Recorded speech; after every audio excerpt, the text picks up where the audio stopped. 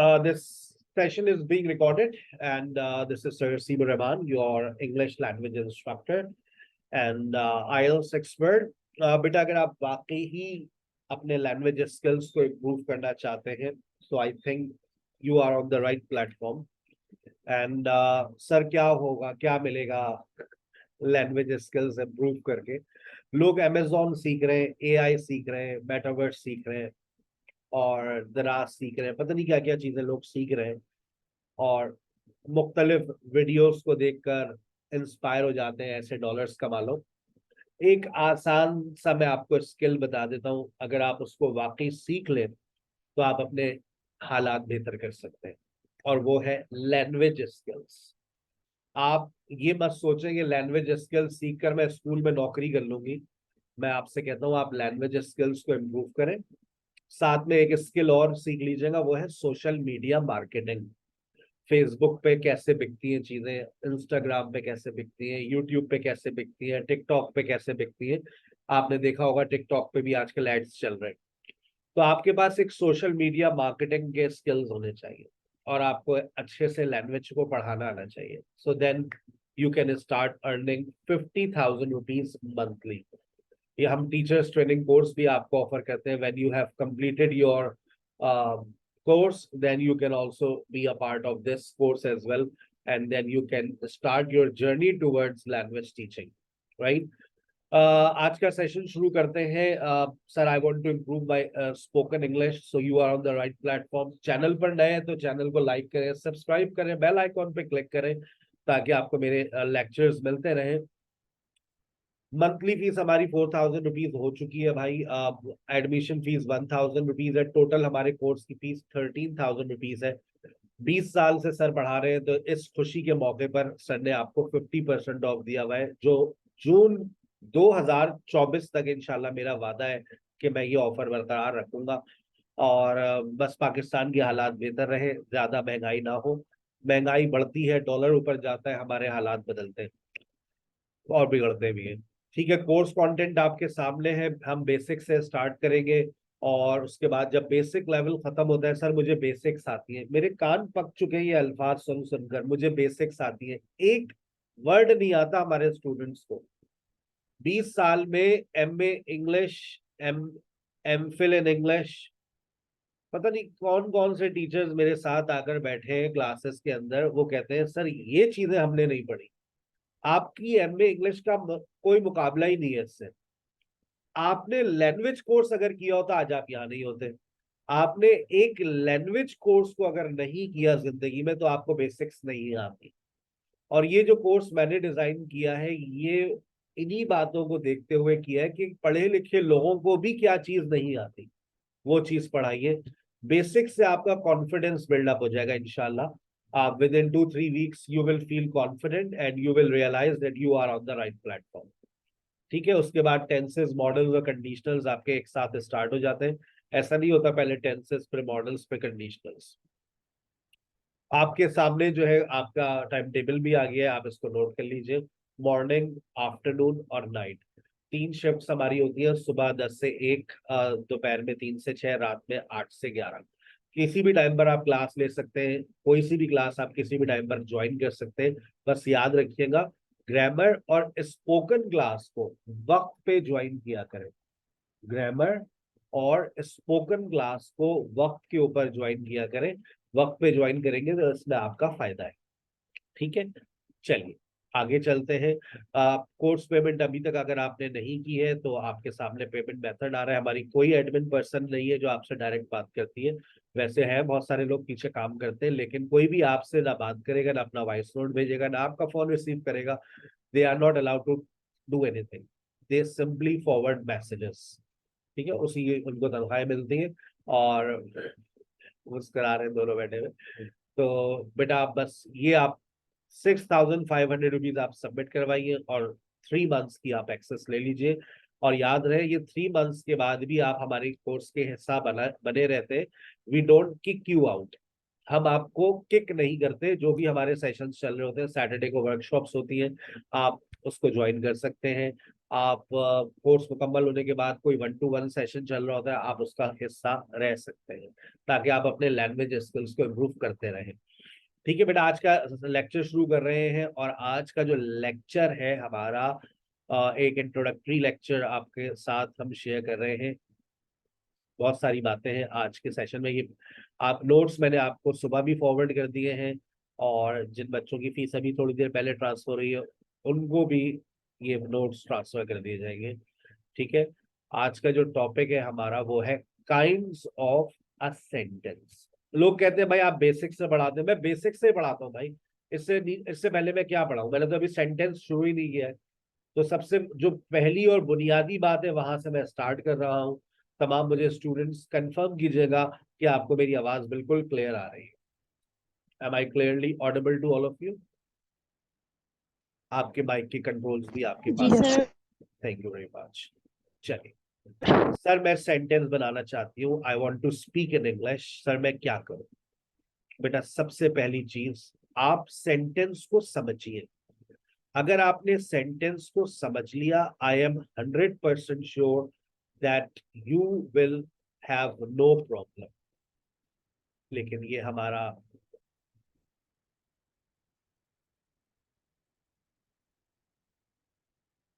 You will have no problem. और मैं sentence से भी पहले जा रहा हूं फ्रेज। फ्रेज को समझिएगा। Sir what is phrase? Phrase is actually a combination of some words. Phrase is a combination of a few words which gives you some meaning. मैं ये भी कह सकता हूं which gives you incomplete meaning. इस combination में आपको वो सब्जेक्ट नजर नहीं आएगा, आपको वर्ब नजर नहीं आएगा, फिर क्या नजर आएगा? आपको prepositions और आर्टिकल्स नजर आएंगे। और फ्रेज की भी दो काइंड्स है। पहली जो काइंड है वो नाउन फ्रेज है, और जो दूसरी काइंड है वो प्रपोजिशनल फ्रेज है। नाउन फ्रेज हमेशा याद रखिएगा, वो नाउन से स्टार्ट होगा, और नाउन से पहले अक्सर हम आ, एन और दा का इस्तेमाल करते हैं। जैसे फॉर एग्जाम्पल मैंने कहा an important meeting, an internal problem.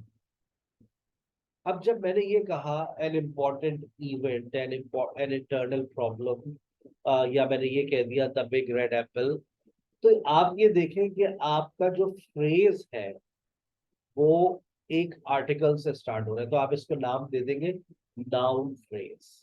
और अगर यही वर्ड्स स्टार्ट हो जाते हैं इन, ऑन और एट से, तो फिर आप कहते हैं sir it is prepositional phrase. कोई सा भी प्रपोजिशन से स्टार्ट हो जाए, जैसे बिफोर, जैसे आफ्टर, जैसे for, before taking class, after taking class, for improving my spoken English. आई बात समझ? जब आप प्रपोजिशन से चीजों को स्टार्ट करते हैं तो वो कौन सा फ्रेज कहलाते हैं बेटा? Prepositional phrase. जब फ्रेज से थोड़ा सा और आगे चलते हैं, अभी सेंटेंस नहीं आया है लेकिन अब क्लॉज आ गया है। सर ये क्लॉज क्या होता है? कुछ किताबों में ये भी लिखा हुआ है, a sentence in a sentence is called a clause. एक सेंटेंस के अंदर एक सेंटेंस। लेकिन क्लॉज की दो डेफिनेशन, दो टाइप्स है, पहले उसको समझना पड़ेगा। एक होता है इंडिपेंडेंट क्लॉज।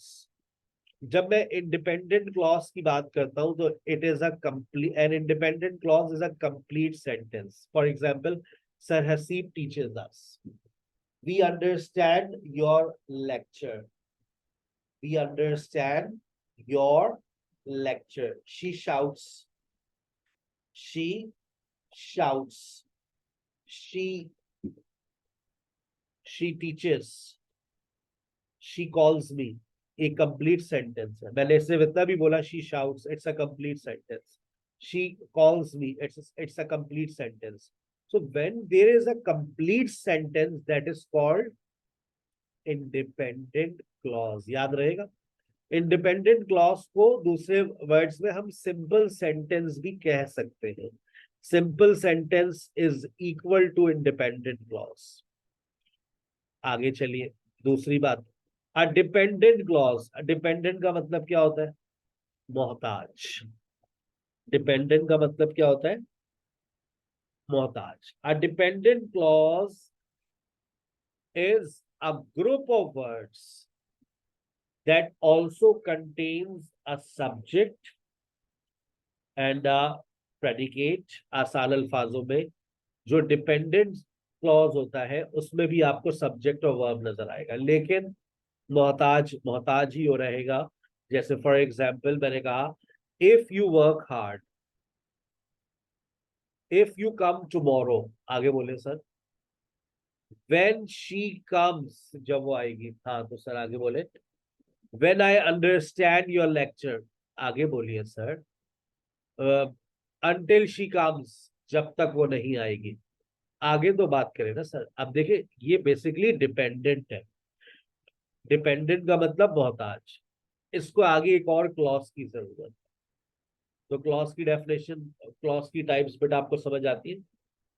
क्लॉज की निशानी होती है कि उसमें सब्जेक्ट और वर्ब आपको लाजमी तौर पे नजर आएगा। लेकिन इंडिपेंडेंट क्लॉज को किसी क्लॉज की जरूरत नहीं पड़ती। लेकिन जो डिपेंडेंट क्लॉज है उसमें इस तरह के वर्ड्स लिखे होते हैं, because, if, when, although, since. Since he came here, जब से वो यहाँ आया है। सिंस आई ज्वाइंड एसकेएच, जब से मैंने एसकेएच में दाखिला लिया है। Since I joined SKH. ठीक है बेटा। उसके बाद व्हाट इज सेंटेंस? सेंटेंस क्या होता है? What is sentence? अब आइए सेंटेंस की definition. A sentence is a group of words which gives us complete meaning. A sentence normally ends on full stop, question mark, or mark of exclamation. A sentence is a group of words. और ये आपको मुकम्मल meaning देता है, जैसे sir Haseeb teaches अस। तो अब आप सोच रहे होंगे सर फिर इंडिपेंडेंट क्लॉज में क्या फर्क है? तो मैंने आपसे यही कहा ना, independent clause is actually a simple sentence. आप उसको सेंटेंस कह दें। सेंटेंस कैन बी डिपेंडेंट और इंडिपेंडेंट। ठीक है ना। अगर डिपेंडेंट है तो फिर आपने उसको सेंटेंस के बजाय गोरे ने उसको नाम दे दिया क्लॉज का, कि ये क्लॉज है, डिपेंडेंट और इंडिपेंडेंट। लेकिन हकीकत में देखेंगे जब आप, तो आपको पता चलेगा ये तो एक सिंपल सेंटेंस है। She will call you, she will call you, it is a simple sentence. It is a sentence. It is an independent clause. आप मेरी ये जबान समझ, अगर समझ जाएंगे ना तो आपके लिए ज्यादा बेहतर होगा। बात आप जब, आपकी लैंग्वेज में जो प्रॉब्लम्स है ना, मैं उनको काउंटर अटैक कर रहा हूँ। मैं चाहूँ तो आपको अभी प्रेजेंट सिंपल बढ़ा के बोलूँ बस बोलना शुरू कर दो, लेकिन फायदा नहीं। जब तक आपकी बेस अच्छी नहीं होगी ना, आप चीजों को अच्छे से कभी भी इम्प्रूव नहीं कर पाएंगे। फ्लॉज अपनी जगह पर रह जाएंगे। तो हमें आपकी खामियां पता है कि आपकी खामी क्या है, आपके अंदर क्या कमी है, क्या कमजोरी है। तो हम उसी का दवा आपको बना कर देंगे। ठीक है। अच्छा, सेंटेंस फुल स्टॉप जो एंड होता है वो फुल स्टॉप पर, क्वेश्चन मार्क पर और मार्क ऑफ एक्सक्लेमेशन। अब आपके पास आपके स्कूल की बातें आ रही होगी याद, आपको याद करें। Times of a sentence, affirmative sentence. I am a student of SKH. I study at SKH. I take spoken classes. I also attend grammar classes. I sometimes attend discussion sessions or accent and training sessions. I love chocolate ice cream. Affirmative sentence. Negative sentence, I don't understand your lecture. I am not satisfied with the way you are teaching. जब आप कोई negative sentence create करते हो तो आप full stop का इस्तेमाल कर सकते हैं। ठीक है ना। अफर्मेटिव में फुल स्टॉप, नेगेटिव में फुल स्टॉप। और जब आप क्वेश्चन बनाते हैं तो आप क्वेश्चन मार्क का इस्तेमाल करते हैं, और ऐसे सेंटेंस को हम कहते हैं प्रोबेटिव सेंटेंस। बचपन की बातें याद आ रही होगी, लोग मुझसे यही पूछते हैं आप जीरो से पढ़ाते हैं? तो इससे नीचे वाला लेवल तो बेटा फिर कायदा पढ़ाना पड़ेगा मुझे। A for apple, B for bad. ठीक है। और फिर two letter words and the, फिर आपको कैसा, ये तो हमें आता है। ठीक है ना। तो अब आपसे सवाल होगा, do you understand, what do you want, क्या चाहती क्या हो तुम? Why do you keep speaking Urdu? तुम उर्दू में बात क्यों करती रहती हो? When does she come? वो कब आती है? When does she come? वो कब आती है? When do you speak English fluently? Do you speak English fluently? या तो देखे WH से आएगा या क्वेश्चन विद यस और नो क्वेश्चन। ठीक है, आगे चलिए। इंट्रोगेटिव सेंटेंस, बहुत डिटेल में भी इसका एक चैप्टर आएगा आपके पास। इम्पेरेटिव सेंटेंस, कोई ऐसा सेंटेंस जिसमें आप किसी किस्म की नसीहत करते हैं। ये डायरेक्ट वर्ब से स्टार्ट होता है।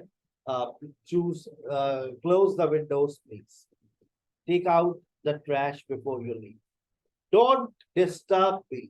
इसमें आपको किसी किस्म का ऑर्डर मिलता है, एडवाइस मिलती है, instruction. Please take rest, go straight, take left turn, go straight, take left turn. Imperative sentence. उसके बाद एक्सक्लेमेटरी सेंटेंस। एक्सक्लेमेटरी सेंटेंस क्या होते हैं? कोई ऐसा सेंटेंस जिसमें सडन एक्सप्रेशंस का इजहार किया जाए।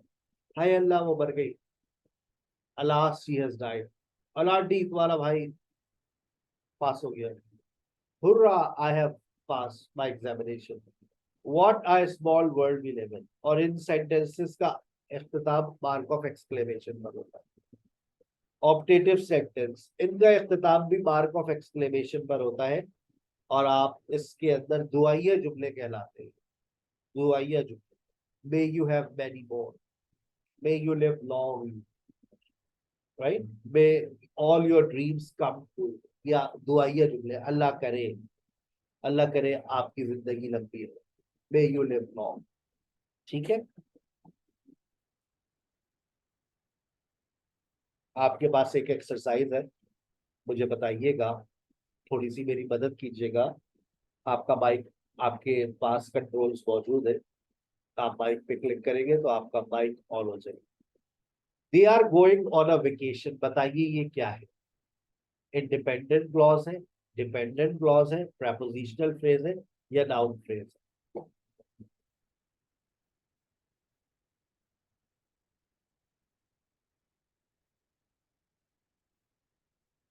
बताइए ये क्या है? यस आसिया। सर ये इंडिपेंडेंट क्लॉज है और हम इसको सिंपल सेंटेंस ये कह चीज, सकते हैं। ये चीज अगर आप, मैं बता रहा हूँ, एक एक बात को मेरी जहन में बिठाते रहेंगे ना, आप अपने अगर स्कूल में कहीं पढ़ा रहे हैं, ऐसे इंग्लिश के टीचर बन जाएंगे, लोग पूछेंगे आपने कहाँ से पढ़ा। मेरी बहुत सारी स्टूडेंट्स हैं जो इंग्लिश के टीचर के तौर पर लगी थी स्कूल में, आज वो HOD है, हेड ऑफ इंग्लिश डिपार्टमेंट। 20 साल मुझे पढ़ाते हुए उन्हें, और अब उनमें से 2-3 ऐसी है वो प्रिंसिपल बन गई है HOD के बाद। सिर्फ किस वजह से? अपने लैंग्वेज की नॉलेज की वजह से। लोग मोहताज हो जाएंगे आपके, मैं आपको बता रहा हूँ। If you know this language, people will be dependent on you. जरा इसको प्रूफ रीड कर दो। मैं जिन इदारों में काम करता था, उन इदारों में हमेशा प्रूफ रीडिंग के लिए चीजें मेरे पास आती, तो आप भी ऐसा कर सकते हैं। बस थोड़ी सी मेहनत आपको करनी पड़ेगी। द क्यूरियस लिटिल किटन, ये क्या है? सेंटेंस है, noun phrase. Noun phrase. Under the bridge,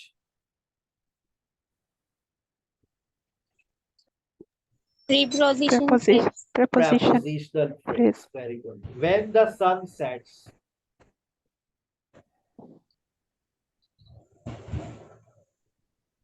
when the dependent clause. dependent clause, जब सूरज डूबेगा तो क्या करोगे? तारे तारे जलोगे। The sky is clear and blue.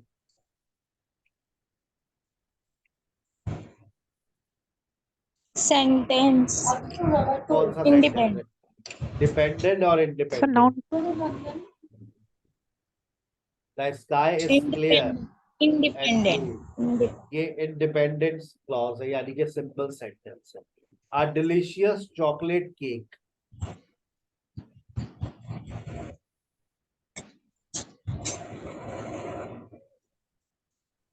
A delicious chocolate cake. Noun phrase. Noun phrase. Very good. preposition Across the street. Across the street. This is prepositional phrase. A delicious chocolate cake, it is noun phrase. अगर आपको ये notes वैसे तो मिल चुके हैं तमाम Noun students, phrase. क्या आप इसको घर में बैठ के आज सोने से पहले मार्क कर लेंगे कि ये कौन सा फ्रेज क्या चीज है, अपने पास कॉपी में लिख लेंगे? इसकी चाहे तो फोटो कॉपी करा ले, चाहे Yes, तो sir. इसको एक ऐसा काम भी कर सकते हैं। अगर आप मेरी जगह पर होता है या मैं आपकी जगह पर होता, अगर मैं आपकी जगह होता तो मैं हैंड रिटन करता ये सारा काम। इससे मेरी वो हर चीज मेरे दिमाग में भी बैठती, मैं इसको हैंड रिटन कर लेता। ठीक है, चलिए, आप आंसर की भी अवेलेबल है, आप अपने आंसर्स को बाद में टैली भी कर सकते हैं। वेरिएशन ऑफ अ सेंटेंस, जब आप सेंटेंस की काइंड्स को पढ़ लेते हैं तो उसके बाद हम वेरिएशन पर आ जाते हैं। वेरिएशन से क्या मुराद है सर आपकी? हमारे पास 4 तरह की वेरिएशंस होती है। अगर आप देखिए, मैंने 4 सेंटेंसेस लिखे हैं। जो पहला सेंटेंस लिखा है वो बेसिकली हम उसको इंडिपेंडेंट क्लॉज भी कह सकते हैं, लेकिन हम इसको, इसका नाम बाकायदा है सिंपल सेंटेंस। जब हम बात सिंपल सेंटेंस की करते हैं तो बस समझ लिया आपके पास एक सेंटेंस होगा जो मुकम्मल आपको मीनिंग्स दे रहा होगा, उसमें सब्जेक्ट आ रहा होगा, उसमें वर्ब आ रहा होगा।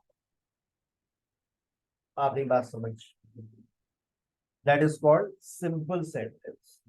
अच्छा, 2 सिंपल सेंटेंसेस को अगर जोड़ दिया जाए, if you combine 2 simple sentences, तो बताइए उस सेंटेंस को फिर हम क्या कहते हैं? सिंपल कहेंगे या कंपाउंड कहेंगे? Compound. Compound sentence. Sarah calls me Compound. every day and we talk for 2 hours. देखिए, Sarah calls me every day and we talk for 2 hours. सारा मुझे रोजाना फोन करती है और हम 2 घंटे तक बातें करते हैं। हमारी बेगम ये बात नहीं जानती। ये है कंपाउंड सेंटेंस। अब दूसरा तीसरी वैरायटी देखिए, if my wife comes to know, बताइए ये डिपेंडेंट क्लॉज है या इंडिपेंडेंट है? If my wife comes to know, if my wife comes, अगर मेरी बेगम को पता चल गया, Dependent. ये डिपेंडेंट है, तो इसमें आगे मैंने एक सेंटेंस और ऐड कर दिया। जब ये डिपेंडेंट है, जुमले को मुकम्मल करने के लिए वो मुझे बाहर डालेगी she will kill me, she will kill me. और ये जो सेंटेंस है शी विल किल मी, ये कौन सा सेंटेंस है? डिपेंडेंट और इंडिपेंडेंट?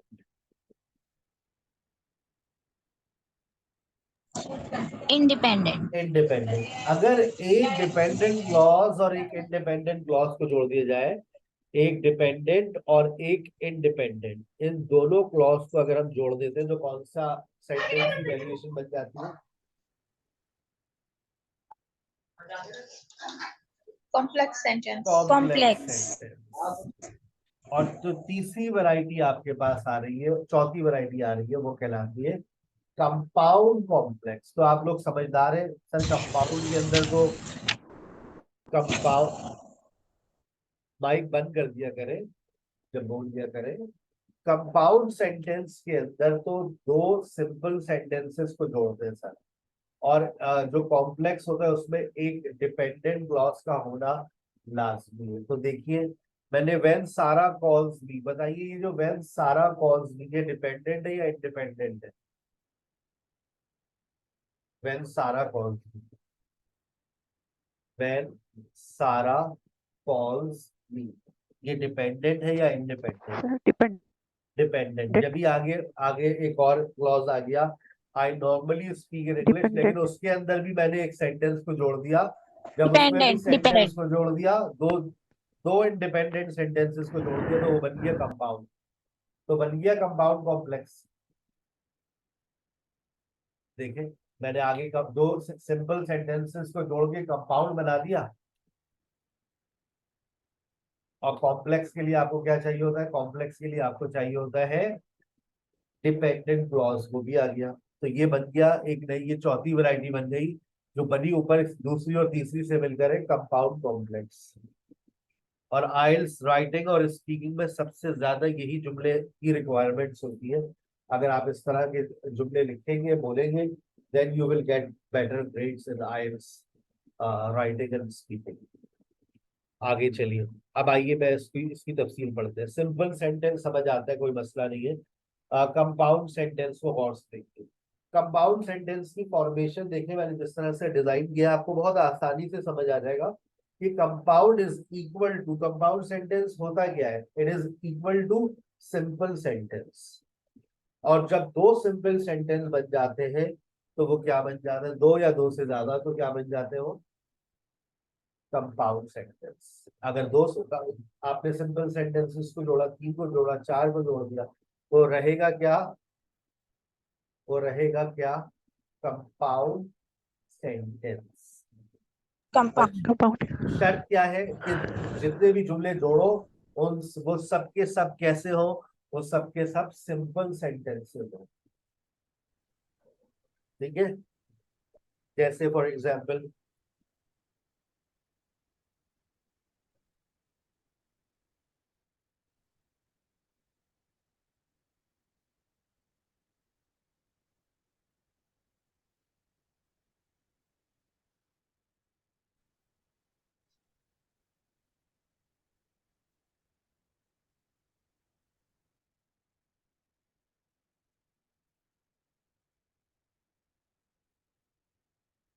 मैंने किस तरह के सेंटेंसेस लिखे बताइए। मैंने तीन सेंटेंसेस लिखे हैं, सिंपल तीन सिंपल सेंटेंसेस हैं। अब मैं चाहता हूं कि मैं इन तीन सिंपल सेंटेंसेस को जोड़ दूं, तो बताइए मैं कैसे जोड़ूंगा।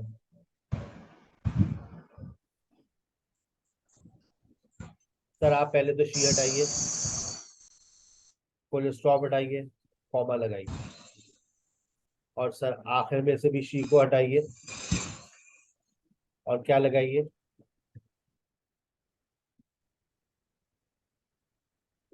जुड़ गया। आप बताओ ये कौन सा सेंटेंस है, कंपाउंड है या सिंपल है। अभी अभी अभी भी ये सिंपल है। तीन सिंपल सेंटेंसेस को आप जोड़ दे तो वो क्या बन जाते हैं, compound sentence. Clear, compound. Got it. चले आगे। Yes sir sir. Please repeat कर दे दोबारा से। मैंने कहा सर कि रिपीट मैंने कहा कोई से भी करें तीन सिंपल एक बार दोबारा सेंटेंसेस से। आप बना लें, मैं वही रिपीट कर रहा हूँ।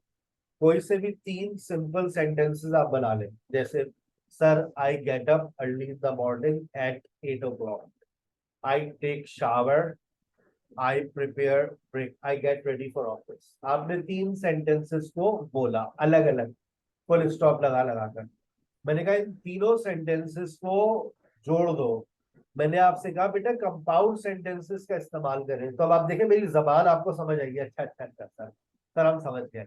आई get up early in the morning, have a shower. अब आपने आई दोबारा नहीं लगाया, आपने कॉमा लगा दिया।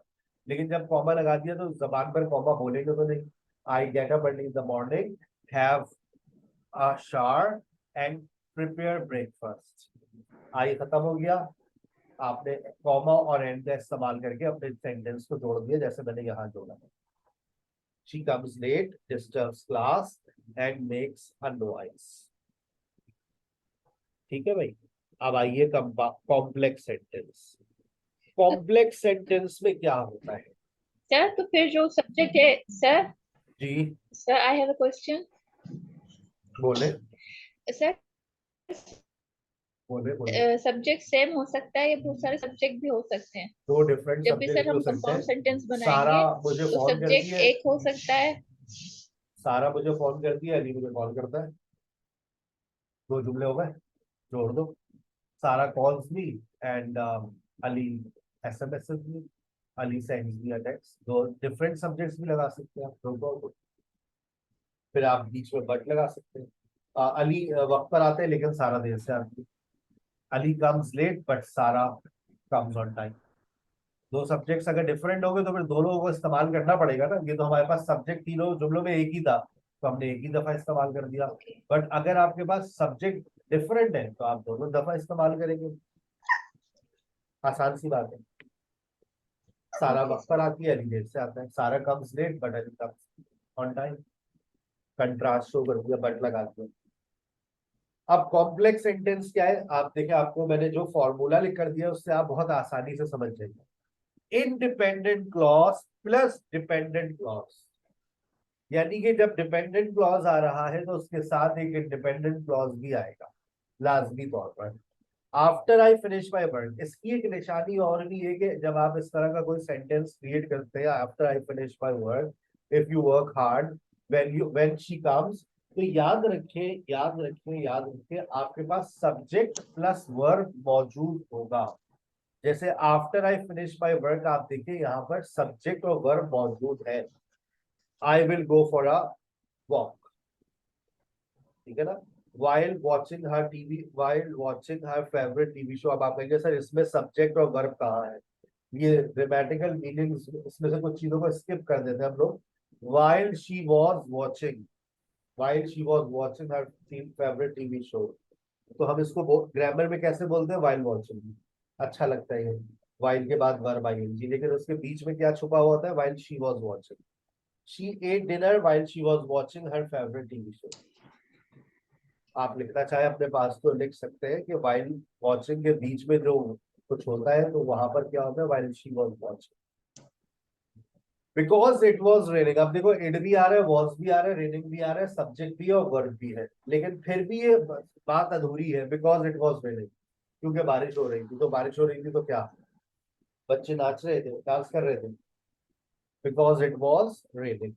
He cannot play the basketball. He cannot play basketball unless he wears proper shoes. He cannot play basketball unless he wears proper shoes. आ गई बात समझ। I will help you with your homework if you need assistance. I will help you with your homework if you need assistance. ठीक है। तो complex sentence में आप एक dependent और एक इंडिपेंडेंट, कंडीशनल सेंटेंस एक याद रखें। कंडीशनल सेंटेंसेस सारे जितने भी होते हैं वो सब कॉम्प्लेक्स सेंटेंसेस की मिसाल है। If you work hard you will get success, it is a complex sentence. आप कंपाउंड कॉम्प्लेक्स बनाना चाह रहे हैं। She went to the store and I stayed home. She went to the store and I stayed home, आपने दो जुमले बोले और ये दोनों जुमले कौन से हैं, सिंपल है। दो सिंपल सेंटेंसेस को आपने किससे जोड़ा, एंड से जोड़ा। और आगे देखिए अब आप क्या लगा रहे हैं, अब आप डिपेंडेंट क्लॉज लगा रहे हैं। डिपेंडेंट एक मोहताज, मोहताज sentence. Because I was not feeling, they studied hard for exams but they did not perform well because they were not well prepared। अब आप देखें बट की मदद से पहले आपने दो सिंपल सेंटेंसेस को जोड़ा और उसके बाद आपने एक क्या लगा दिया, डिपेंडेंट क्लॉज। जब डिपेंडेंट क्लॉज भी आ गया और दो सिंपल सेंटेंसेस भी आ गए तो ये बन गया आपका कंपाउंड कॉम्प्लेक्स। और ये वो वेरिएशन है जिसको लिखने के बाद आपको आइल्स स्पीकिंग में और आइल्स राइटिंग में और इसको बोलने के बाद आइल्स स्पीकिंग में आप 7+ पे चले जाते हैं, क्योंकि आप किस और आप कंपाउंड भी यूज करें, कॉम्प्लेक्स भी यूज करें और कंपाउंड कॉम्प्लेक्स का भी इस्तेमाल करें, ठीक है ना। सिंपल सेंटेंसेस को अवॉइड करें। मैंने आपको एक एक्सरसाइज दी है, आपका होमवर्क है, रात आज सोने से पहले इस क्लास के फौरन बाद लाजमी इसको सॉल्व कर लीजिएगा। जैसे कुछ जुमले आप मेरे साथ सॉल्व करेंगे। I enjoy playing the piano, my sister prefers playing the guitar. क्या लगाऊं, एंड लगाऊं, बट लगाऊं, और लगाऊं, सो लगाऊं, येट लगाऊं।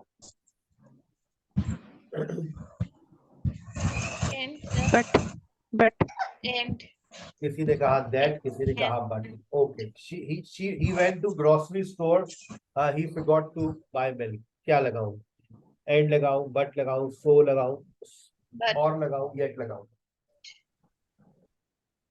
but He loves reading novels, but he loves reading novels, she also enjoys watching movies। and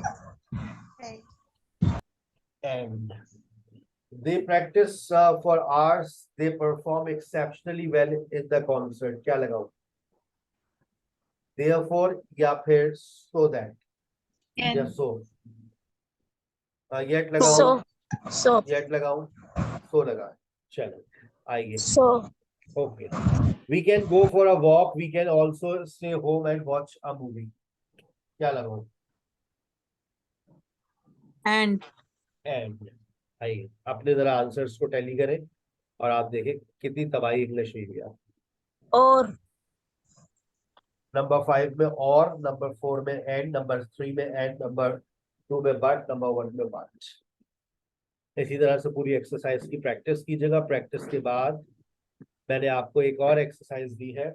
Your task is to identify whether each sentence is a simple, compound, complex or compound sentence. मदद कीजिएगा मेरी। She loves to sing. बताइए ये कौन सा clause है? ये क्या है? कौन सा sentence variation? simple simple sentence. Sentence. I went to the store and I bought some groceries. Compound. Compound. After I finish my work, I will go for a walk. A complex. After I finish my work, I will go for a walk. ये complex sentence. Very good. He likes to play basketball, but he does not enjoy football.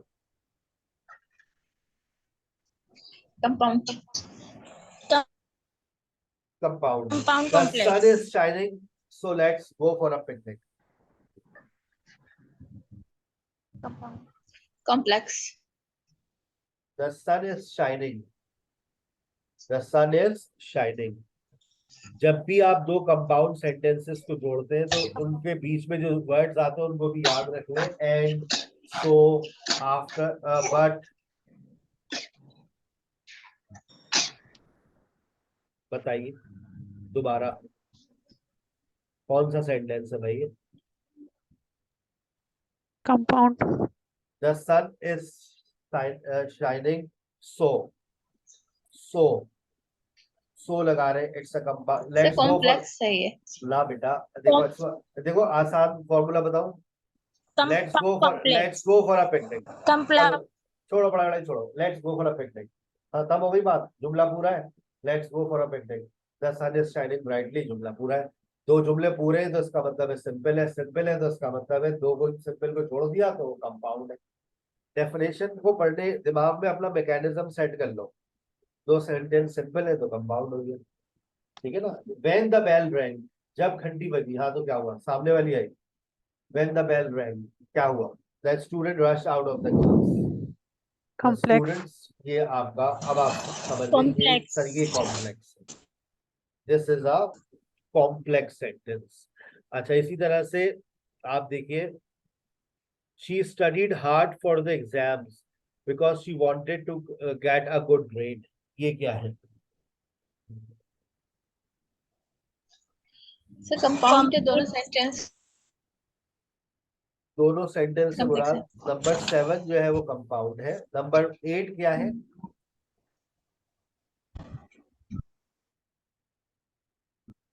Party and say gosh. complex So ये भी compound है. complex I went to the party. एक पूरी बात है, मैं party में गया था। I did not Right. But stay long. ये भी compound. पूरी बात है। कंपाउंड। नंबर Compound 9 है. Hmm. ये complex है. क्योंकि सर देखे ना, अगर मैं सिर्फ इतना कह दूं ऑल्दो इट वाज रेनिंग, हालांकि बारिश हो रही थी। आगे बताइए ना, हालांकि बारिश हो रही थी। आप आगे सुनना चाह रही हैं। Although it was raining, they decided to go for a hike. I played the guitar and she sang along. Compound sentence. Compounds. क्या आपको अगर ये नोट्स भेज दिए जाए तो आप इस पे मेंशन कर देंगे कि ये कंपाउंड है, कॉम्प्लेक्स है, और मेंशन करने के बाद आप अपने आप को क्रॉस चेक कर लेंगे? है भाई? कर लेंगे yes क्रॉस? sir सर अगली क्लास में क्या पढ़ाएंगे? अगली क्लास में आपका जो टॉपिक है yes वो है सेंटेंस फॉर्मेशन। सेंटेंस फॉर्मेशन इसमें ऊपर इंशाल्लाह कल बात करूंगा। अभी मैं वापस जा रहा हूं बिल्कुल 0 पर।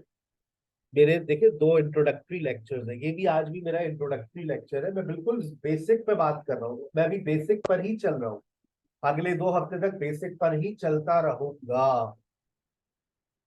आप, ये मेरा सबसे एक बुनियादी बात होती है, मैं उसके ऊपर थोड़ी सी मुख्तसर बात कर रहा हूँ। Pillars of English language. If you want to improve your English, तो बेटा आप अपने चारों स्किल्स पे काम करेंगे, लिसनिंग, स्पीकिंग, रीडिंग और राइटिंग। लिसनिंग के लिए मैं आज आपको एक एडवाइस कर रहा हूँ। ये जो डिस्कशन सेशंस होते हैं, आपके पास लिंक्स आएंगे, देखिएगा डिस्कशन सेशन, आप उसमें बोला भी करें, लेकिन कोशिश किया करें सुनने को ज्यादा तरजीह दें।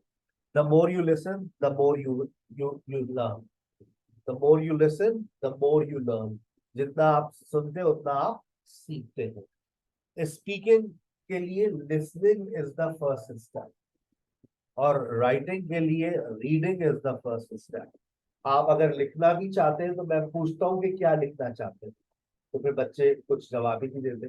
फिर कोई कहता है मुझे सीएसएस में एडमिशन लेना है, सीएसएस का पेपर देना है, सीएसएस के ऐसे लिखना चाहती हूँ, तो मैं कहता हूँ बेटा स्टार्ट रीडिंग सीएसएस एसेज।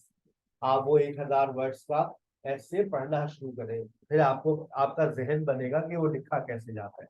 लिखने के लिए पढ़ना जरूरी है। If you are a good reader, you will become a good writer. Sir I want to improve my pronunciation. बिल्कुल आप इम्प्रूव कर सकते हैं। हमारी एक बहुत अच्छी स्टूडेंट ने एक असाइनमेंट मुकम्मल भी कर लिया जो मैंने दिया था, एक लेक्चर से उनको नोट्स बनाने थे, उन्होंने बनाकर मुझे भेज दिए। उस पर मैं कुछ एडिटिंग कर कर फिर आपसे शेयर करूंगा। If you want to improve your pronunciation, इसका सिर्फ एक आसान फॉर्मूला है, सिर्फ एक आसान, listen to a native speaker, you will start improving your pronunciation. और मैंने आपको एक असाइनमेंट फॉरवर्ड किया था, वो असाइनमेंट क्या है, पूरी एक वीडियोस मैंने आपको रेफरेंस वीडियोस दी थी। अगर आपने वो लेक्चर नहीं सुना है तो लेक्चर 1 के नाम से आपको मिलेगा, वो आपके व्हाट्सएप ग्रुप में भी आ रहा है, आप उसको लाजमी सुनिएगा। ठीक है, तो आपको बहुत कुछ सीखने को मिलेगा। और जैसे गूगल क्लासरूम की आपके पास एक्सेस आएगी तो आप अपने असाइनमेंट को फॉलो कर सकते हैं। फिर इसी तरह से हमारी एक और बड़ी इंपॉर्टेंट एक सवाल मेरा और उठा था। वो सवाल ये था, sir why are we weak in English, हम अंग्रेजी में कमजोर क्यों? तो मैंने उसका भी जवाब दिया था और उस पर भी असाइनमेंट दिया था कि आप इसके ऊपर 2 हफ्ते काम करें। अभी तो बहुत सारे स्टूडेंट्स ने इस पर काम शुरू नहीं किया होगा। और वो क्या बात की थी मैंने आपसे, बेटा देखो लैंग्वेज में हम कमजोर क्यों हैं, मैं आपको इसका एक मुख्तसर जवाब दे रहा हूँ। आप मुझे ईमानदारी से बताइए कि आपने जिंदगी भर कौन से वर्ड्स पर काम किया है। कोई भी चैप्टर आप स्कूल लाइफ में पढ़ते थे तो आप लोग डिफिकल्ट वर्ड्स निकालते थे, एक्सट्रैक्ट करते थे, उसका डिक्टेशन होता था, उसके वर्ड मीनिंग्स लिखते थे, बस उसी पर रहते थे। और वो जो वर्ड्स थे वो क्या थे, नाउन, वर्ब, एडजेक्टिव और एडवर्ब। ये वोकैबुलरी आपके पास 5000 के करीब मौजूद है। लेकिन जो मुख्तसर वर्ड्स है जैसे ए एंड दा, जैसे 10 लिंकिंग वर्ड्स, 3 आपके आर्टिकल्स, और उसके बाद 40 प्रेपोजिशन, यानी कि बहुत राउंड फिगर करते हैं 50 वर्ड्स। वो 50 वर्ड्स की नॉलेज ही नहीं है हमारे पास। Articles, prepositions, conjunctions, we have no knowledge. और यही हमारी गलतियां हैं, यही हम वो एरियाज है जिस पर हम कभी काम नहीं करते।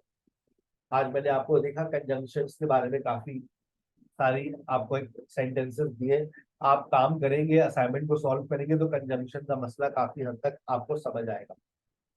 ठीक है, इसी तरह से आर्टिकल्स और प्रपोजिशंस पे मैंने आपको आर्टिकल्स फॉरवर्ड किए हुए आपके गूगल क्लासरूम में मौजूद है, और मैंने आपको कहा हुआ है कि आपको जब टाइम मिले आप आर्टिकल्स के नोट्स को डाउनलोड करें, आर्टिकल्स का लेक्चर देखिए, आर्टिकल्स के ऊपर जो आपका टेस्ट है उसमें आप अपेयर हो। आपको ये करने के लिए अभी भी आपके पास 1-1.5 हफ्ता मौजूद है। अगर आप अपनी सिर्फ लैंग्वेज के अंदर articles, propositions, conjunction, auxiliary verbs को इम्प्रूव कर लें, आप यकीन करें आपके अंदर रवानी आती है। आपकी जबान अटकती इसलिए क्योंकि आपके आइडियाज जोड़ते नहीं है, और जोड़ने वाले कौन है, जोड़ने वाले कौन है, आर्टिकल्स, प्रपोजिशंस, कंजंक्शन और ऑक्सिलरी वर्ब्स। और फिर आज ये मेरा यहाँ से बातें आपसे मैंने शुरू की। अपना व्हाट्सएप चेक कीजिएगा, आपके पास 2 इंट्रोडक्टरी लेक्चर्स पे फॉरवर्ड कर रहा हूँ, और उसको जब आपको टाइम मिले लाजमी देखिएगा। मेरे सेशन आप लोगों के साथ मंडे और ट्यूसडे होते हैं। अगर यही सेशन आप वापस से सुनना चाह रहे हैं तो आप जो है मुझे रात में ज्वाइन कर सकते हैं 8 से 9, और अभी थोड़ी देर बाद आपके पास एक और आईडी और पासवर्ड आएगा, उससे आप अपने रेलिवेंट क्लास को ज्वाइन कीजिए। आप लोग ख्याल रखिएगा। Thank you very much. अस्सलाम वालेकुम।